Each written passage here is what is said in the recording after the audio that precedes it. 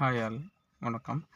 So இன்றைக்கி என்ன பார்க்க போகிறோன்னு இந்த வீடியோவில் என்ன பார்க்க போகிறோன்னு பார்த்தீங்கன்னா வந்து டேம் ரூஃப் பெயிண்ட் பற்றி பார்க்க போகிறோம். ஸோ டேம் ரூஃப் அப்படின்னா வந்து உங்களுக்கு வாட்டர் ரூஃபு.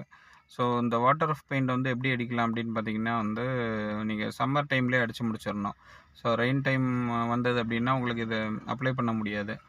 ஸோ இது வந்து எப்படின்னா கோடுன்னு சொல்லுவாங்க 2 கோட்டு 3 கோட்டு அப்படின்னா 3 தடவை அடித்தா 3 கோட்டுன்னு சொல்லுவாங்க, 2 தடவை அடிச்சோன்னா 2 கோட்டுன்னு சொல்லுவாங்க.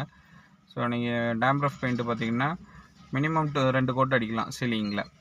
ஸோ உங்களோட சீலிங்கில் பார்த்தீங்கன்னா நீங்கள் வந்து கூலிங் டைல் போட்டிருக்கலாம், இல்லைன்னா வந்து நீங்கள் உங்களுக்கு ஒரு ஃபார் எக்ஸாம்பிள் பார்த்தீங்கன்னா வந்து காங்க்ரீட் போட்டதோடு நீங்கள் விட்டுருக்கலாம். எந்த எப்படி விட்டுருந்தாலும் ஓகே, பரவாயில்ல. ஸோ அதில் வந்து நீங்கள் வந்து ப்ரைமர் ஒரு சில பேர் அடிச்சுட்டு டேம் ரூஃப் போடணும்பாங்க. ஸோ உங்களுக்கு பெஸ்ட் ஆப்ஷன் பார்த்தீங்கன்னா வந்து டேம் ரூஃப் வாட்டர் ரூஃப் பெயிண்ட்டுன்னே வந்து பார்த்திங்கன்னா உங்களுக்கு ஏஷியன் பெயிண்ட்ஸ், நிப்பான் பெயிண்ட்ஸ் எல்லாத்துலேயுமே இருக்குது. ஸோ அதில் வந்து நீங்கள் ஏஷியன் பெயிண்ட் பெஸ்ட்டாக சூஸ் பண்ணலாம். சூஸ் பண்ணிவிட்டு நீங்கள் வந்து சர்ஃபேஸை வந்து ஃபுல்லாக சீலிங்கில் வந்து க்ளீன் பண்ணுவாங்க ஃபஸ்ட்டு ஸ்டெப்பு. ஸோ அதை க்ளீன் பண்ணிவிட்டு then damp roof paint first coat அடிப்பாங்க. மார்னிங் இல்லை ஈவினிங் தான் இது வந்து அடிக்கணும். ஸோ ஆஃப்டர்நூன் இந்த சன்லைட் இருக்கிற டைமில் அடிக்கக்கூடாது. நீங்கள் ஓவராக சன்லைட் இருக்கிற டைமில் அடிக்கக்கூடாது. எதுக்காக சொல்கிறேன்னா உங்களுக்கு ஹீட் அதிகமாக இருக்கும்.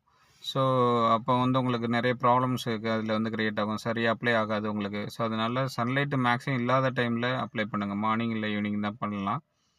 ஸோ டேம் ரூஃப் வந்து ஃபஸ்ட்டு சர்ஃபேஸ் வந்து க்ளீன் பண்ணிவிட்டு சீலிங் வந்து நீங்கள் க்ளீன் பண்ணிவிட்டு அதில் ஒரு ஃபஸ்ட்டு கோட்டு வந்து டேம் ரூஃப் அடிக்கணும்.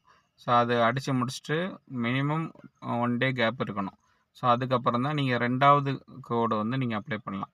ஃபஸ்ட்டு கோடுன்றது ஃபஸ்ட் டைம் நம்ம வந்து க்ளீன் பண்ணி அப்ளை பண்ணுறோம், பெயிண்ட் அடிக்கிறோம்ல, அது ஃபஸ்ட்டு கோடுன்னு சொல்லுவாங்க. அப்புறம் நம்ம செகண்ட் டே அடிக்கிறது வந்து 2வது கோடுன்னு சொல்லுவாங்க. அந்த 2 அடிக்கலாம்.